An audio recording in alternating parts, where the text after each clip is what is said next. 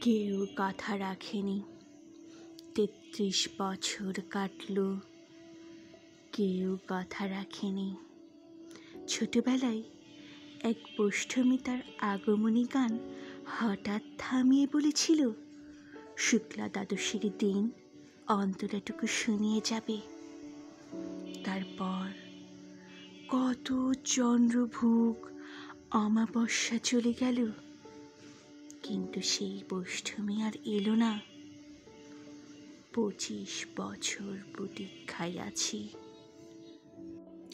মামাবাড়ির মাঝে নাদের আলী বলেছিল, বড় হও দাদা ঠাকুর, তোমাকে আমি ৩ প্রহরের বিল দেখাতে নিয়ে যাব।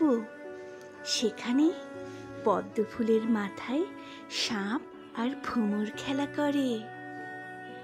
নাদের আলী, আমি আর কত বড় হব?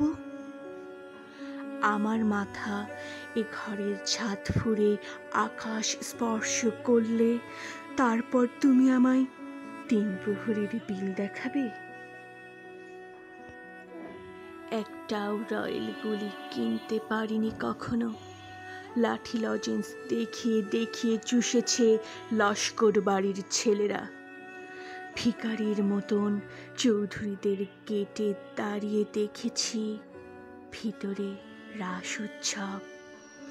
অবিরল রঙের ধারার মধ্যে সুবর্ণ কঙ্কন পরা ফর্সা রমণীরা কত রকম আমোদে ভেসেছে। আমার দিকে তারা ফিরেও চায়নি।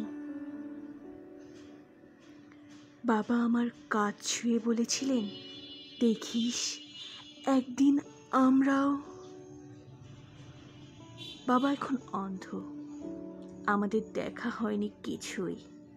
সেই রয়্যাল গুলি, সেই লাঠি লজেন্স, সেই রাস উৎসব আমায় কেউ ফিরিয়ে দেবে না। বুকের মধ্যে সুগন্ধি রুমাল রেখে বরুণা বলেছিল, যেদিন আমায় সত্যিকারের ভালোবাসবে সেদিন আমার বুকেও এরকম আদরের গন্ধ হবে।